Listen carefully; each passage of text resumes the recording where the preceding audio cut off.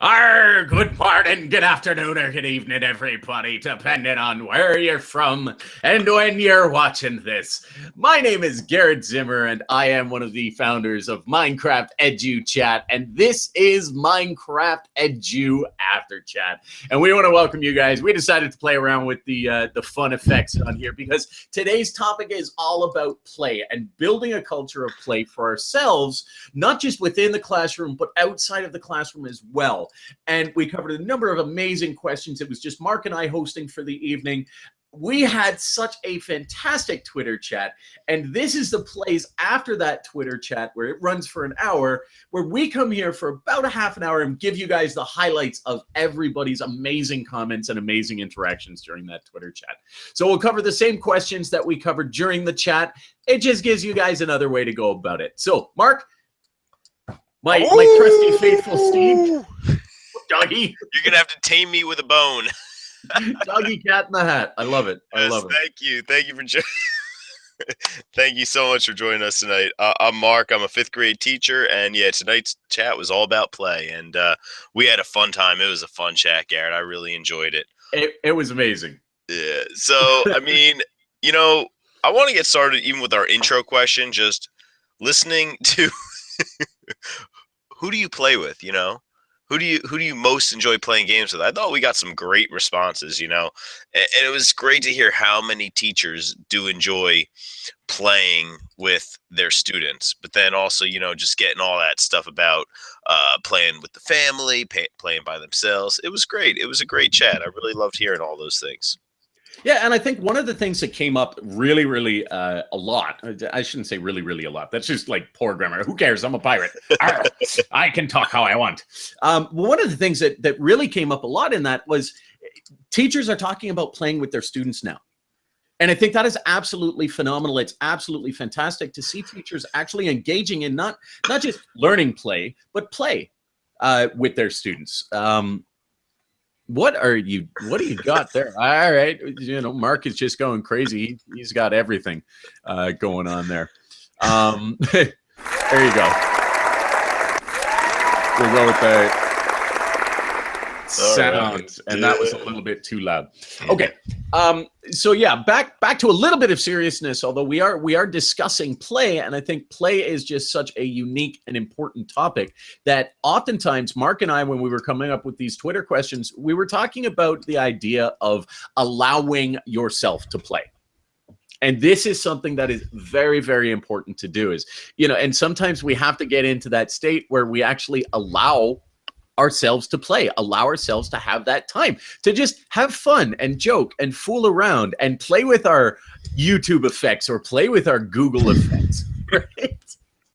Yeah, I think that word allow is so important, because I think, people think that we are professionals and we need to maintain a certain reputation, and that adult play almost becomes some sort of a social stigma.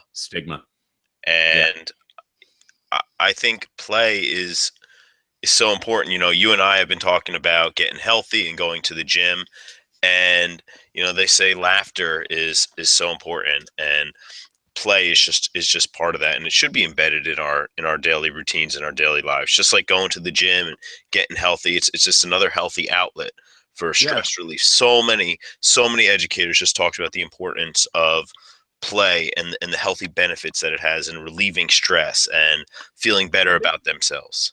Just to clarify, this is Q1. Yeah. So our question 1 was specifically, what are the benefits of finding time to play as adult learners and educators? So go ahead, continue, Mark. You were talking about some of the amazing points that came out from the community. Yeah, just how much better, you feel, just like you feel better after going to the gym, just taking some time to yourself, whether it's on your lunch break, going to the park and playing Pokemon Go for a half hour, or, just finding that half hour after the kids go to bed and hopping on a server and playing Minecraft, either by yourself or with a friend, or with some friends from across the world. Absolutely. You feel great. Yeah. So I did a little bit of recap because there were so many amazing points coming out there, and I ended up recapping, and there were some big points like Give yourself some time for your brain to unwind. And as educators, we know that that is a major one. We are at school, and as much as we want to have fun at school, there is still that layer of stress, that layer of necessity to be professional, to do all of that. Again, why when we get home, we can develop that little bit of culture of play for ourselves and reset our brains. Give a chance to de-stress. And one of the points that I think Stephen Isaacs made was give ourselves the opportunity to have a playful life, to create playful lives for ourselves. Go to the beach, do things like that. That's something that, we've always done in our spare times. Now this digital gaming medium is a new way for us to unwind, de-stress, and give ourselves this opportunity to really create playful culture within our lives. Yeah, and I think it helps us build our own identities as well with who we are. Point. That we need to, my students are always asking me, for my Minecraft ID, and will I hop in on a server with them? And I usually decline because I almost want to keep part of my life separate, and that's maintaining my own identity and my own sense of independence, where sometimes I just I want to live my own life and outside of school. And I mean, I play plenty with my students within school, but I think it's also important to maintain that your own sense of identity and playing the game for yourself. As I snorkel. Yeah, as you snorkel, I was kind of laughing at that. But again, it goes back to the point, and I want to stress this point to everybody, is playing at school is very different from playing on your own. It is going to feel, it is going to look, and it is going to be different from going on when you're at home and playing a little game, whether it be to de-stress, whether it be for any of those reasons. Some of the other reasons that were coming out that I think will kind of hammer on this point, and not hammer on this point, but, velvet touch or pad this point a little bit, is Lynn Telfer made mention of, I love the idea of relating to the students on an equal level of knowledge and learning together. So there is the point, just to tie onto that point, something that you mentioned that was originally mentioned when Hakari Kershi or Shane Asselstein. Yeah, I'm going to butcher his last name. No worries. Joined us on the chat, and he talked about this idea of street credit.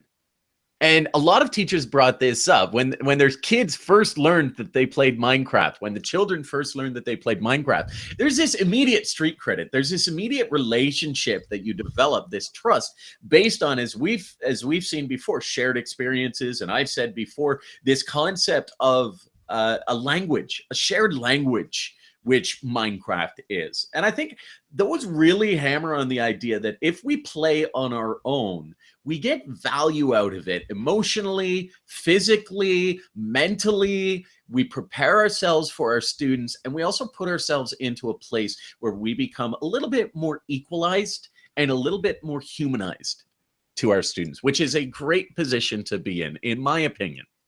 So that kind of leads us into Q2, which is what makes Minecraft so powerful for this. So Q2 is what makes Minecraft unique in allowing us to engage in and build a culture of play as adults, specifically as adults playing with each other, playing on our own, versus using it just directly in a school system. So Mark, what stood out to you on that answer? So, for me, what I love about Minecraft is just the depth of complexity that you have here. As an adult, you can hop in and you can start out real simple, whether it's in creative or survival mode, and you can play the game. But, as a learner, I'm always pushing and challenging myself. And, I'm going to go with my Minecraft is, I got to get my Shrek voice on. Minecraft. Yes, please. Oh, donkey. Minecraft is like an onion. No, is that the donkey who says it? I don't know. Shrek says it. I'm butchering it. It's like an onion. Hey, donkey. So Minecraft is like an onion, and as as you peel away layer by layer, you get deeper and deeper. And and I just love how you can go from the crafting and building. You can become a game designer. You know, you can become a map builder. You can become a world builder. Uh, you get into Redstone. You get into command blocks. It really, it just there's so much to it as an adult. You know, there's so many levels of complexity and challenge. That's what I love, and I love sharing this stuff with my adult friends. Yeah. And I love sharing it with students, but I also love sharing it with other adults, and I love talking about it, and I just love being immersed in it. Absolutely. Absolutely. I think there's a brilliant point. I mean, there's no better way to say it than, hey, donkey, Minecraft is like an onion. It's beautiful. It is absolutely a brilliant analogy because Minecraft is like that. There is a layer for everybody. And that, to that point, also led into, I think it was Allegro or somebody had mentioned it, and I'm probably going to miss where they are because I'm trying to go back through this entire Twitter feed. We had a big audience today, and I want to thank you all for joining us. And those of you who are joining us afterwards, you still joined us. You joined us in spirit. You're here now, and we appreciate you. But one of the things that was mentioned is Minecraft bridges the globe. It spans all demographics. We had teachers who were talking about it being 3 generations in their household who play Minecraft. And this is just the amazingness of the tool is, you know, in a traditional game or a typical game, you'll have, you know, maybe a father and son or a bunch of boys. And we're going to be talking about that next week, boys versus girls in gameplay a little bit. But, you know, some people will play Call of Duty. You know, a parent will not really jump onto World of Warcraft and start playing the majority of them and get value out of it. You see a lot of these different games that are geared towards one particular demographic or one particular social group, one particular language, one particular culture. With Minecraft, it's completely different. It spans those gaps. And it bridges those gaps and it really draws people together. So as adults, we can find something that is enjoyable, whether it be planning our lessons, whether it be developing games for education, whether it just be wanting to get in there and hang out with our buddies and build something really cool that we remember from childhood. I mean, for me, it's got to be the Smurfs Village. And that was Todd Russo's point, how he said he would love to get together with his brothers and recreate G.I. Joe. Yes. And, you know, I think that's so powerful because, and I know that you've made this point before, Garrett, but you could probably find a world of anything. I'm sure there's a G.I. Joe server out there somewhere. Likely. But I haven't found it, but it's out there. There is literally something for everyone. And if for some reason it's not there, you can go and build it. Yeah. And again, you know, like to your point, and I want to stress this just a little bit further, is it's not just about going and finding a world or building a world. There are other activities that you can engage yourself in. The CYOB, it's basically the Institute of Building. It's a British institute, has used Minecraft to integrate into lessons. We originally at MindGauge over the past 2 years had been working on a project recreating Elizabethan London to develop a game experience, an adventure game experience. And recently, Elizabethan London has also been recreated by a group called Blockworks and a couple of other people. And they used it to tell the story of the Great Fire of London. Now, we had originally started doing this, but, you know, it just kind of put that to bed because we weren't really working with the Museum of London, but they got an opportunity to work with the Museum of London. And, you know, this is amazing. So if you have an interest in, you know, the Museum of London, you have an interest in these types of things, Elizabethan London, whatever the case is, you can go in and you can explore. You can look at pictures. You can do anything with Minecraft. You can go in and you can start developing the redstone that powers the types of creations that you see moving or doing different things and building a game engine out of Minecraft, using it as a game design tool. So there's so many different opportunities regardless of your interest. And that was something that came up later in the chat. Allegro, who's a former co-moderator, he tweeted out a shot of himself, a screenshot of himself building castles. Mm-hmm. And I mean, perfect example of adult learning. You know, I'm interested in building castles, right? So, well, I got to go ahead and research these castles and learn about them. And now, as an adult learner, I'm doing my own independent research, my own independent study, Yeah. and I'm building in Minecraft. I mean, it just encourages learning, and I mean, it's so important, as to be a lifelong learner. And for adults, it really goes back to that point of we don't need to be afraid of looking silly in front of our brother, our sister, our peers. If I jump on a server with Mark, I know I'm going to feel comfortable. And, I don't have an agenda. I don't have to worry about teaching a lesson. I don't have to worry about necessarily sharing information or gathering information for assessment purposes. So again, it goes back to this building the culture of play for ourselves will be a very comfortable way for us to integrate ourselves into the world of Minecraft, understand the world of gaming, and really develop that as our de-stressor, as a basis for our professional development and growth. So Q3, Q4, we came up with these questions. Last night we had a fallout of a host that was going to take over and do that. So we decided we come up with these questions, and they're a little bit redundant. So they're really about why is it important to move ourselves towards fluency in the games that we use, and what is the value in playing games that our students are learning with.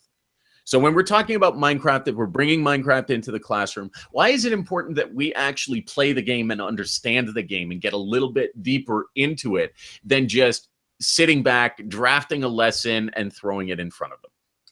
So, Mark, what were your thoughts? Anything struck out to Well, you? I didn't say this in the chat, but the way I look at it is, I don't really speak Spanish.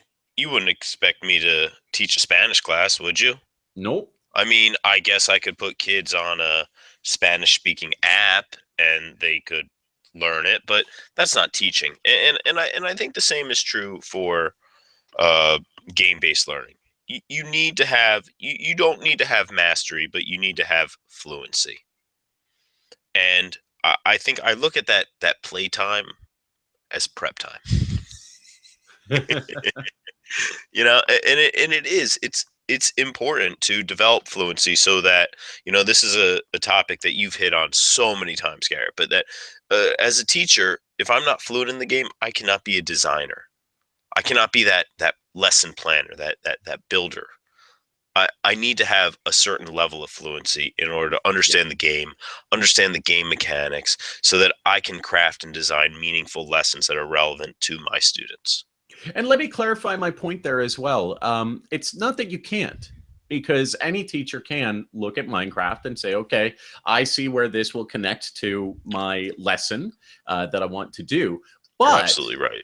we talked about, and I think Andrew brought this up, and I'm really right now just desperate to try and find this. It was Andrew Forgrave brought up an interesting point that I absolutely love, and related to authenticity. Yes. It relates to how your kids are playing the game is so relevant to how they learn. It is so relevant, and this is something that I think the research is not out yet, but it has to be done. That how we play games has a direct correlation, and our gamer psychology has a direct correlation to how we learn and how we intake knowledge, how we want to intake knowledge, and that becomes important. So if we play and we understand the game, there we go. Understanding a game and the context it creates for learning is critically important. Beware of worksheets in games clothing. Yes. Right? Coloring a worksheet up, putting in fancy characters, and I've seen this time and time again, putting in fancy characters. It's great for a period of time, right? But it's not a game. It's not using real game techniques. What it's doing is putting a facade, an overlay onto the game. And what it does is it creates this level of engagement increase immediately. But then I've talked with many, many teachers who've been using GBL and gamification for long periods of times, and they always see, every one of them has commented to me that they always see that drop off. At a certain point in time, they see that drop off. And the negative impact of that drop off is a disengagement. And it's because there's only so much that you can throw a facade on before that facade gets rubbed off. So if you do start playing a game and understanding a game and being in the game mentality, you directly connect and you make your games or your lessons authentic to your students, because they know when you come in there, he's played the game. He's been in the game. He understands gaming. He understands what I want, or she. And so that to me is a vitally important part. It's not that at the beginning you can't just keep developing your lessons and make them as gamified as possible, but increase it.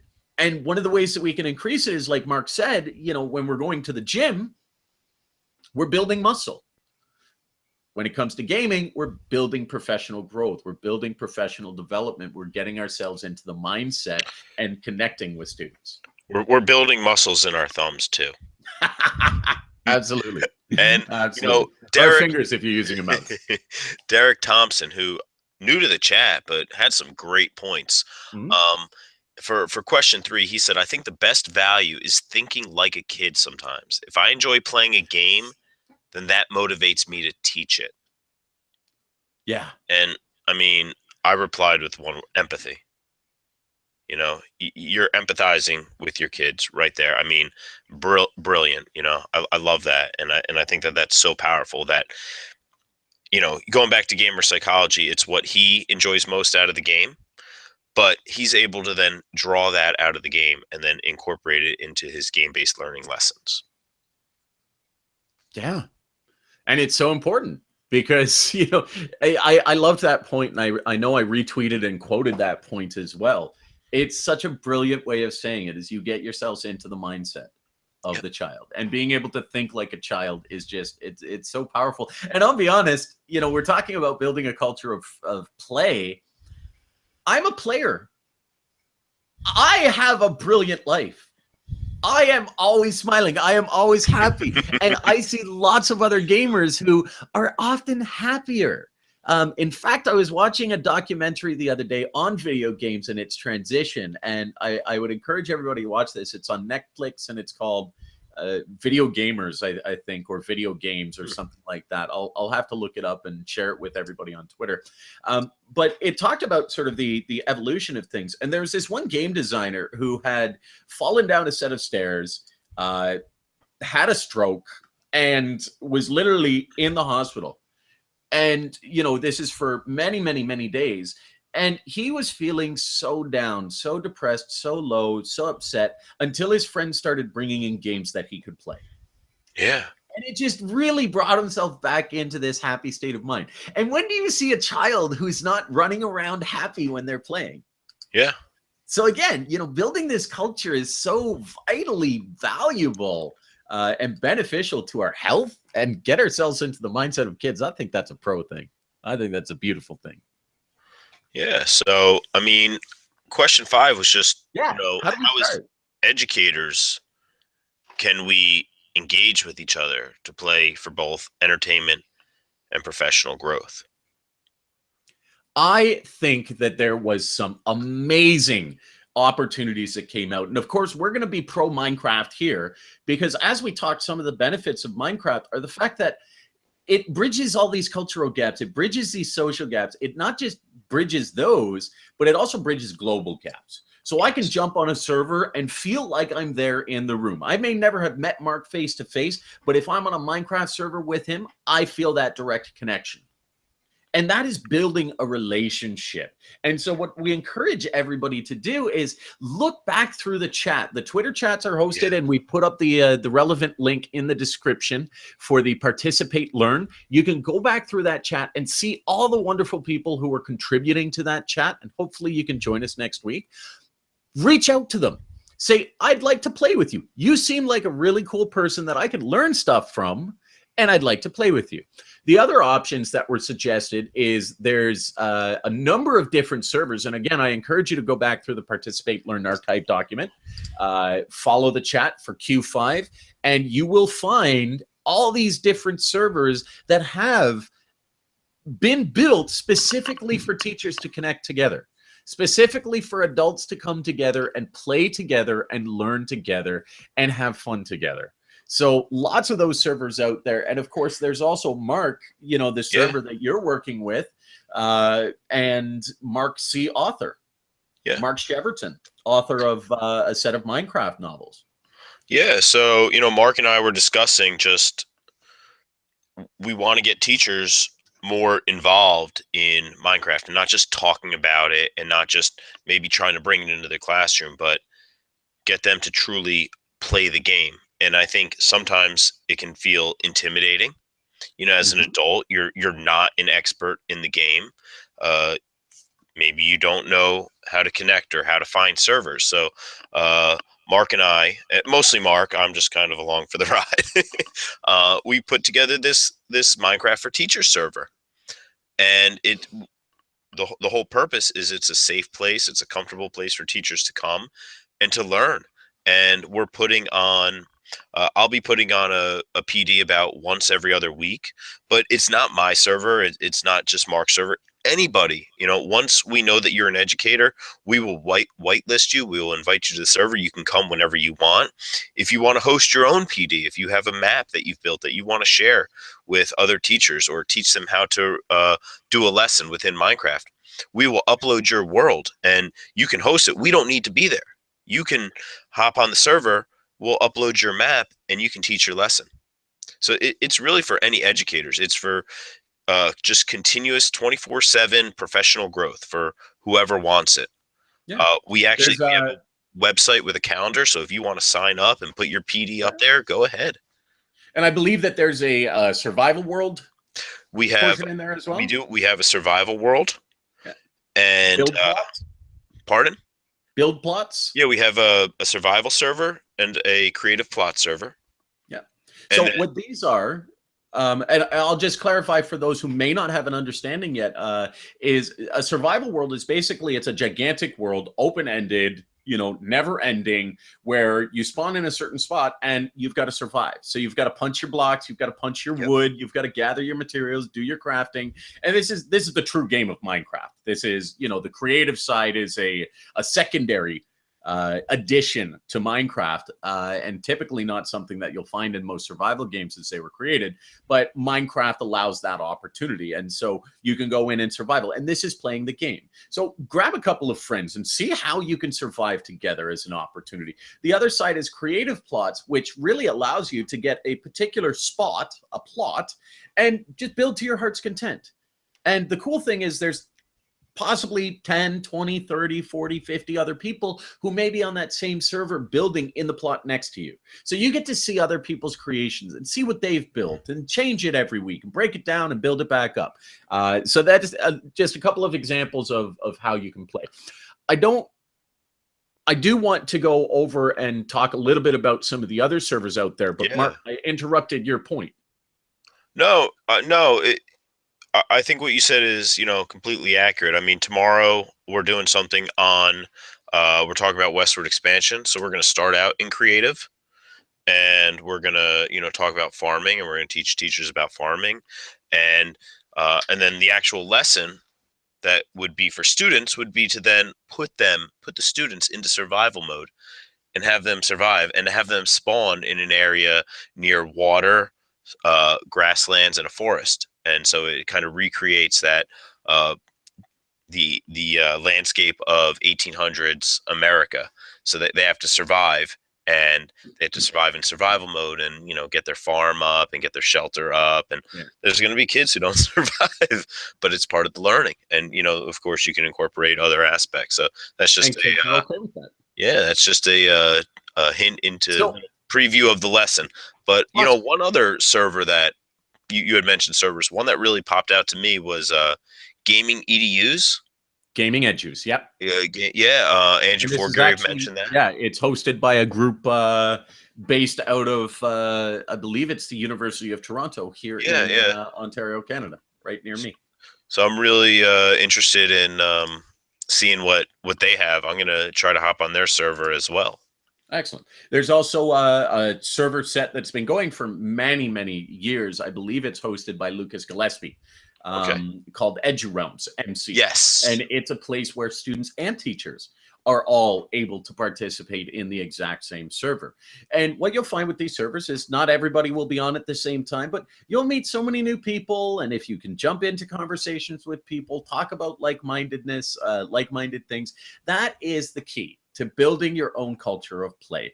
Is in today's technology age, in the age of internet, where borders are nothing to the internet, they don't exist, we can really connect with like-minded people. So I think that's the last and final point that I personally want to make is make the effort, build a culture of play within yourself, allow yourself to experience play and to get involved in that, especially if you're an educator using education or games for education. Play those games, understand the language of those games. You will truly connect much better with your students, and you will develop far, far, far more authentic and valuable lessons and engaging lessons for them. And as you grow in your skills, great.